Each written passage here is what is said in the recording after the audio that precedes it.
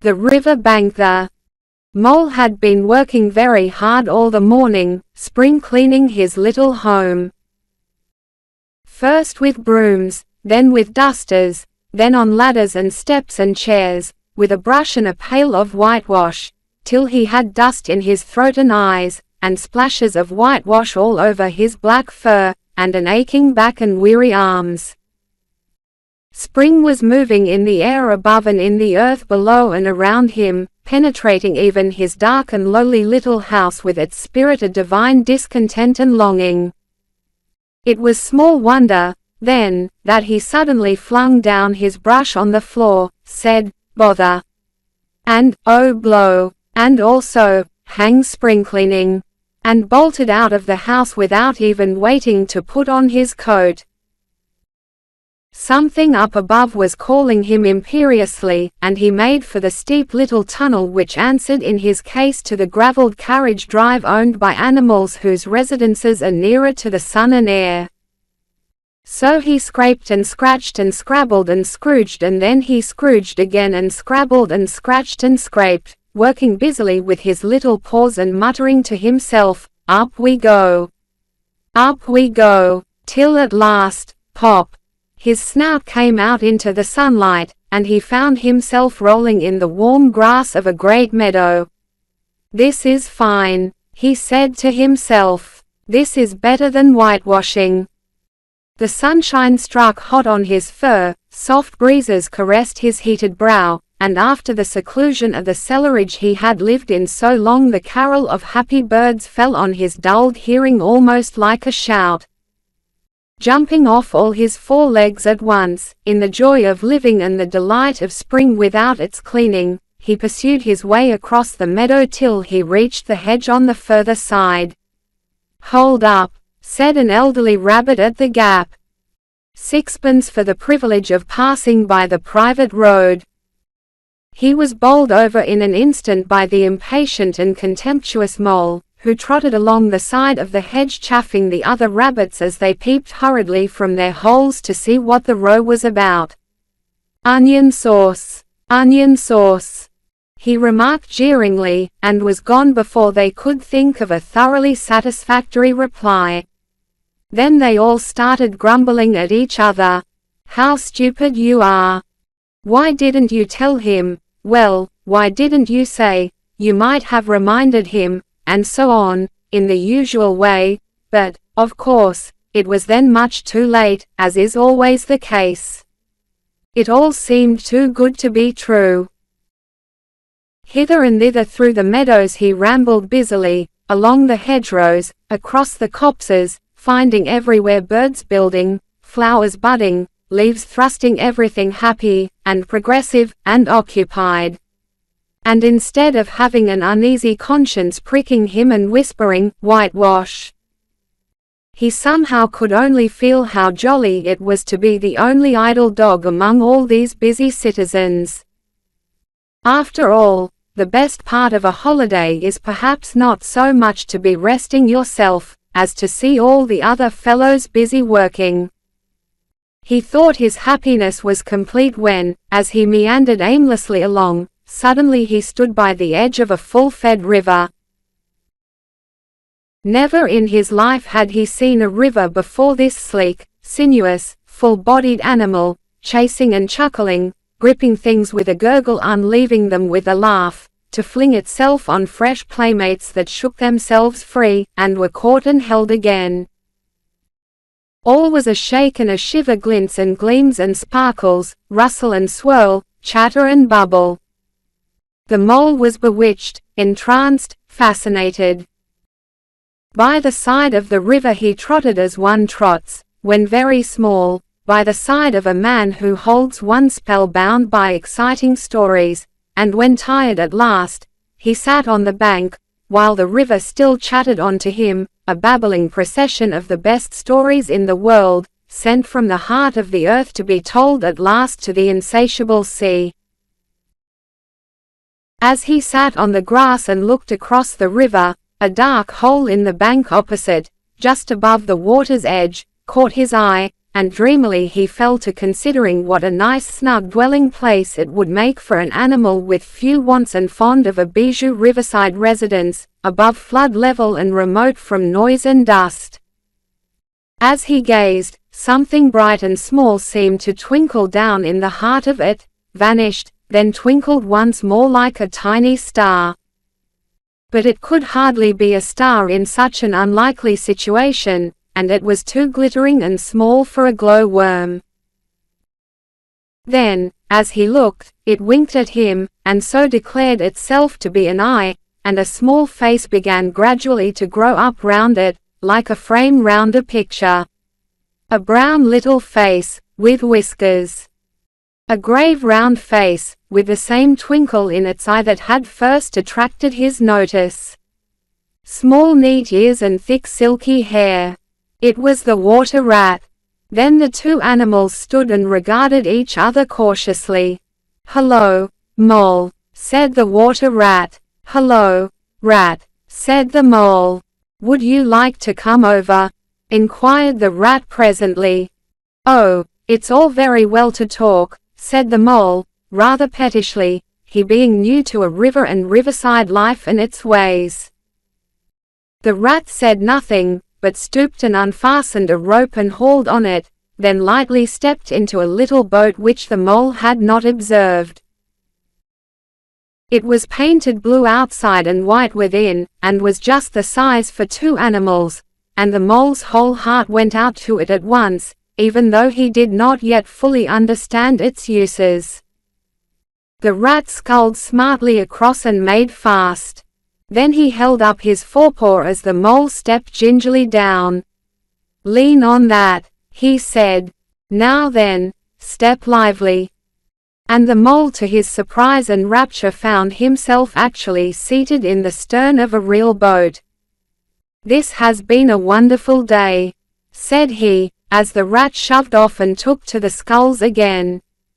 "Do you know, I've never been in a boat before in all my life."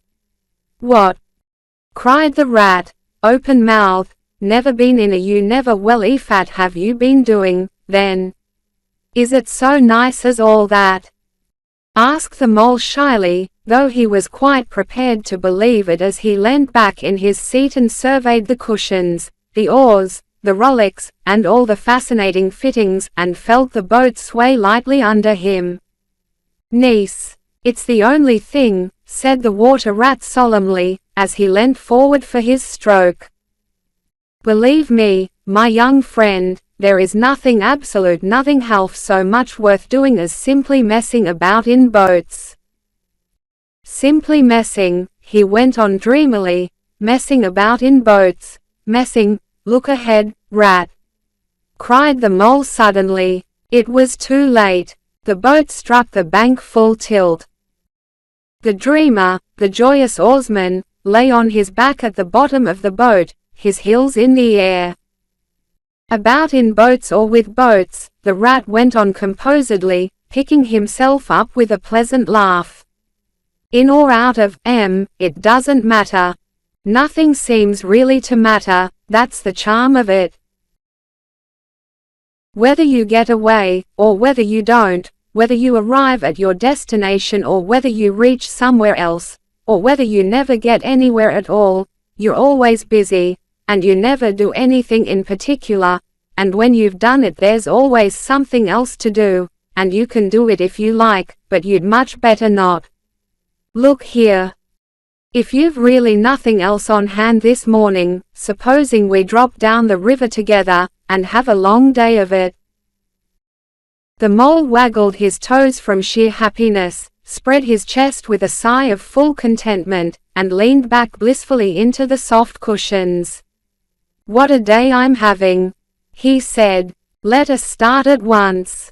"Hold hard a minute, then," said the rat. He looped the painter through a ring in his landing stage, climbed up into his hole above, and after a short interval reappeared staggering under a fat, wicker luncheon basket.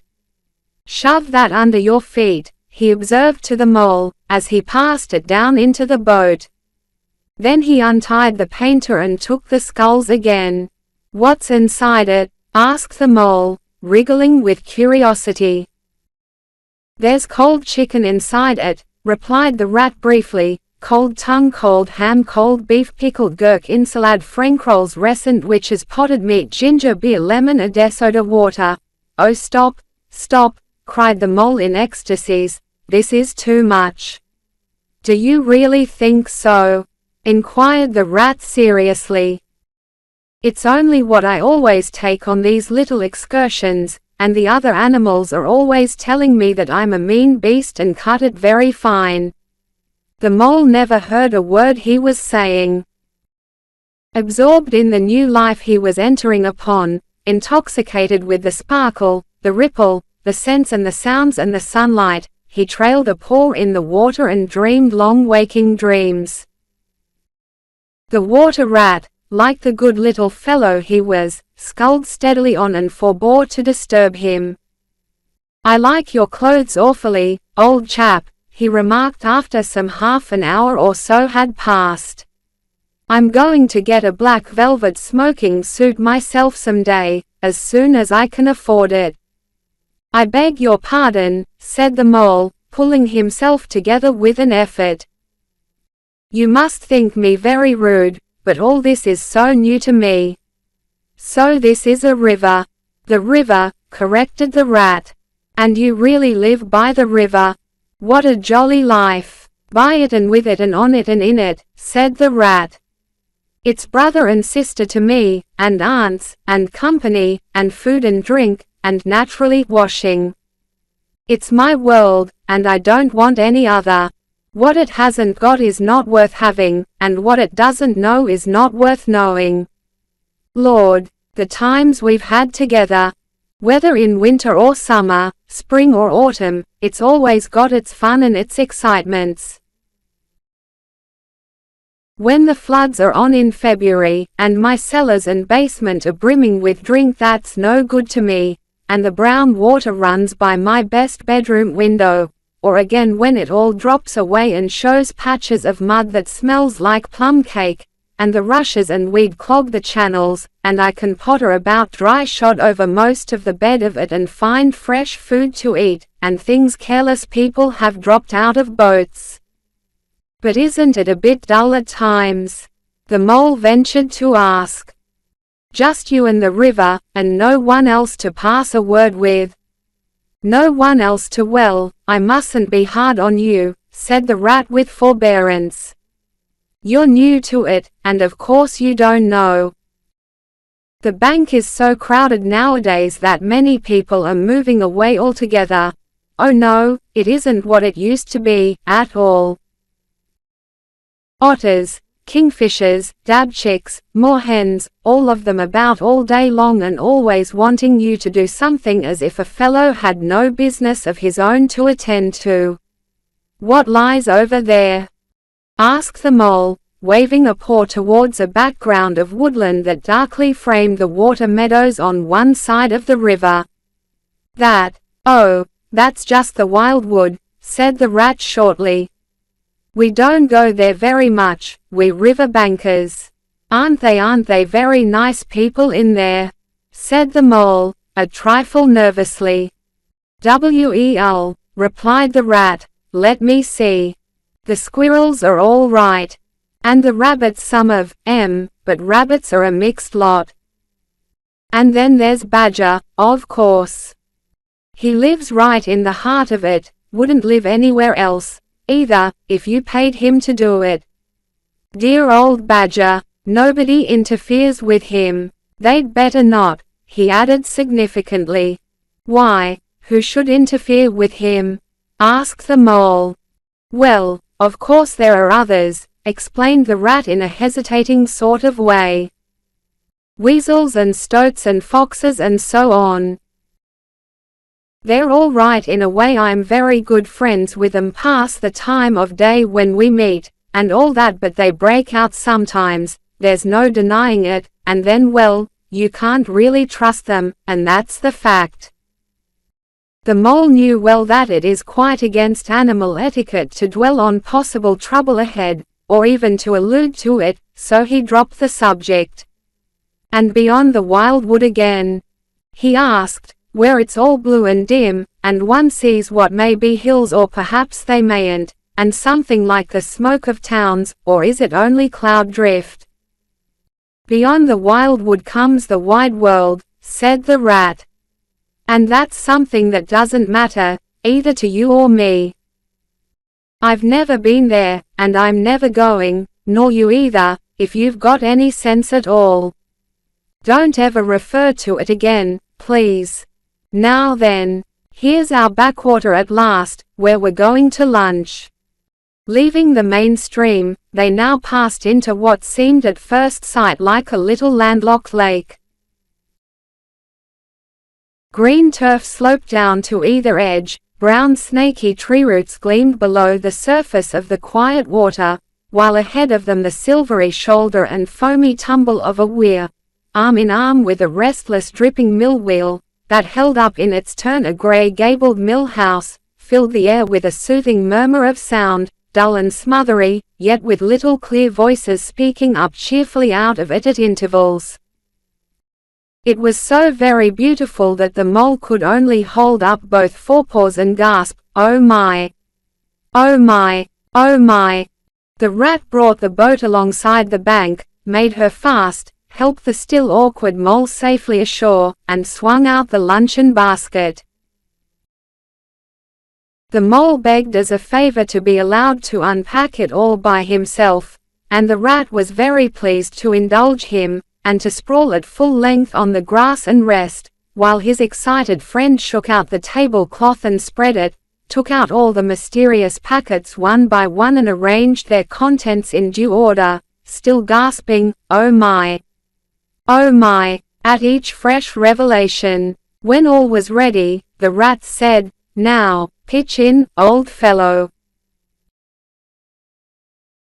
And the mole was indeed very glad to obey, for he had started his spring cleaning at a very early hour that morning, as people will do, and had not paused for bite or sup, and he had been through a very great deal since that distant time which now seemed so many days ago. "What are you looking at?" said the rat presently, when the edge of their hunger was somewhat dulled, and the mole's eyes were able to wander off the tablecloth a little. "I am looking," said the mole, "at a streak of bubbles that I see traveling along the surface of the water. That is a thing that strikes me as funny." "Bubbles! Oh ho!" said the rat, and chirruped cheerily in an inviting sort of way. A broad glistening muzzle showed itself above the edge of the bank, and the otter hauled himself out and shook the water from his coat. "Greedy beggars," he observed, making for the provender. "Why didn't you invite me, Ratty?" "This was an impromptu affair," explained the rat. "By the way, my friend Mr. Mole." "Proud, I'm sure," said the otter, and the two animals were friends forthwith. "Such a rumpus everywhere," continued the otter. "All the world seems out on the river today. I came up this backwater to try and get a moment's peace, and then stumble upon you fellows. At least I beg pardon, I don't exactly mean that, you know." There was a rustle behind them, proceeding from a hedge wherein last year's leaves still clung thick, and a stripy head, with high shoulders behind it, peered forth on them. "Come on, old badger!" shouted the rat. The badger trotted forward a pace or two, then grunted, "Hunnam! Company," and turned his back and disappeared from view. "That's just the sort of fellow he is," observed the disappointed rat. "Simply hates society. Now we shan't see any more of him today." "Well, tell us, who's out on the river?" "Toad's out, for one," replied the otter. "In his brand new wager boat, new togs, new everything." The two animals looked at each other and laughed. "Once, it was nothing but sailing," said the rat. "Then he tired of that and took to punting. Nothing would please him but to punt all day and every day, and a nice mess he made of it. Last year it was houseboating, and we all had to go and stay with him in his houseboat, and pretend we liked it. He was going to spend the rest of his life in a houseboat. It's all the same, whatever he takes up, he gets tired of it, and starts on something fresh. Such a good fellow, too, remarked the otter reflectively, but no stability, especially in a boat. From where they sat they could get a glimpse of the main stream across the island that separated them, and just then a wager boat flashed into view, the rower a short, stout figure splashing badly and rolling a good deal, but working his hardest. The rat stood up and hailed him, but Toad, for it was he, shook his head and settled sternly to his work. "He'll be out of the boat in a minute if he rolls like that," said the rat, sitting down again. "Of course he will," chuckled the otter. "Did I ever tell you that good story about Toad and the lockkeeper? It happened this way. Toad, an errant mayfly, swerved unsteadily athwart the current in the intoxicated fashion affected by young bloods of mayflies seeing life. A swirl of water and a cloop, and the mayfly was visible no more. Neither was the otter. The mole looked down. The voice was still in his ears, but the turf whereon he had sprawled was clearly vacant. Not an otter to be seen, as far as the distant horizon. But again there was a streak of bubbles on the surface of the river. The rat hummed a tune, and the mole recollected that animal etiquette forbade any sort of comment on the sudden disappearance of one's friends at any moment, for any reason or no reason whatever. "Well, well," said the rat, "I suppose we ought to be moving. I wonder which of us had better pack the luncheon basket." He did not speak as if he was frightfully eager for the treat. "Oh, please let me," said the mole. So, of course, the rat let him. Packing the basket was not quite such pleasant work as unpacking the basket. It never is.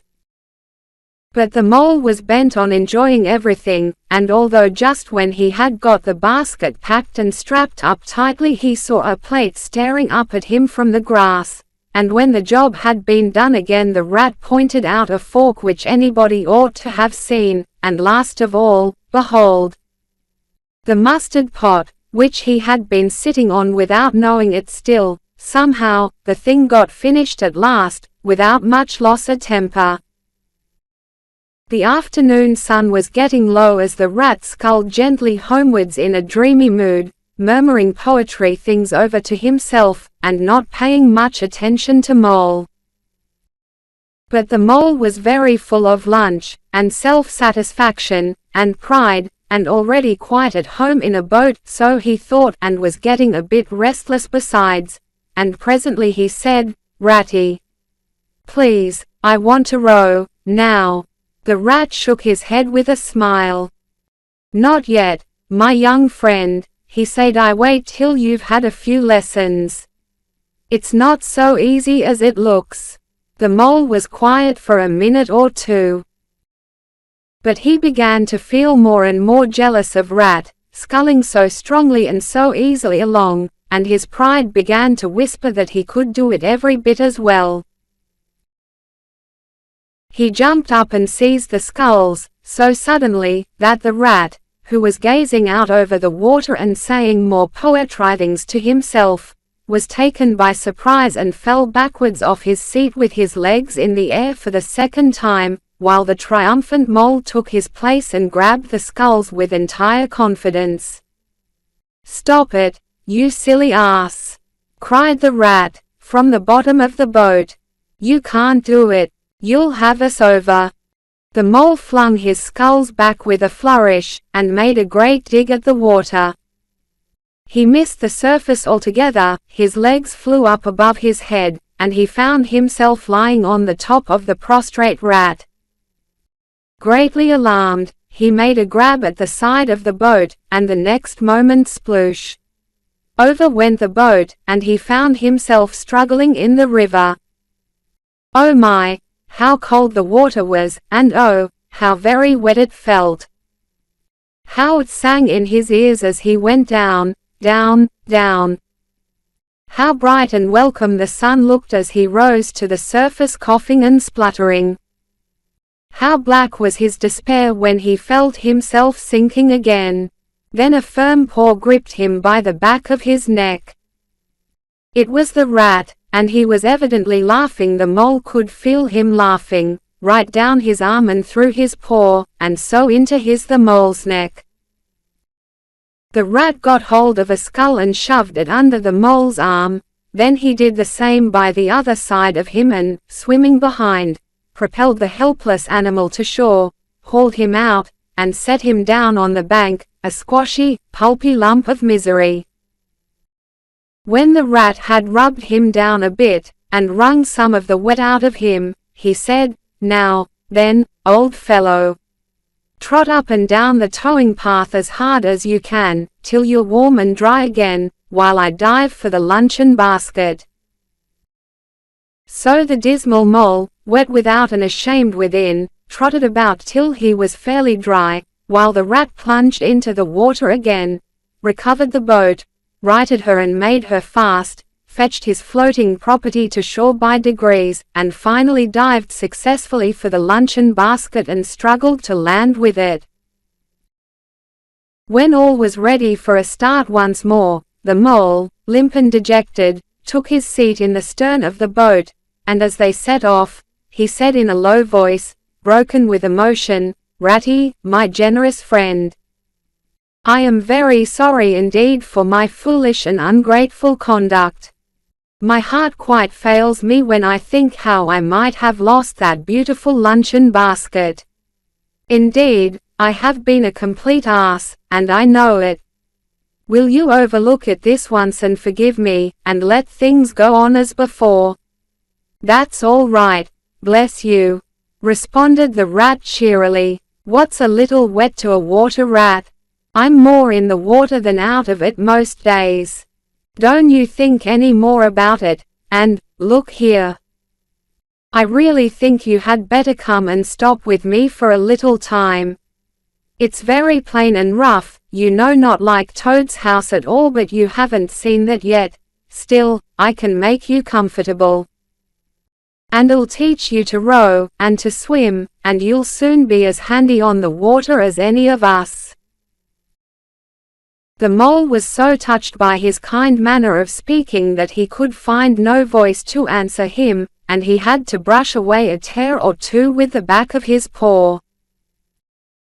But the rat kindly looked in another direction, and presently the mole's spirits revived again, and he was even able to give some straight-back talk to a couple of moorhens who were sniggering to each other about his bedraggled appearance. When they got home, the rat made a bright fire in the parlor, and planted the mole in an armchair in front of it, having fetched down a dressing gown and slippers for him, and told him river stories till supper time. Very thrilling stories they were, too, to an earth-dwelling animal like mole. Stories about weirs, and sudden floods, and leaping pike, and steamers that flung hard bottles. At least bottles were certainly flung, and from steamers, so presumably by them, and about herons, and how particular they were whom they spoke to, and about adventures down drains, and night fishings with otter, or excursions far afield with badger.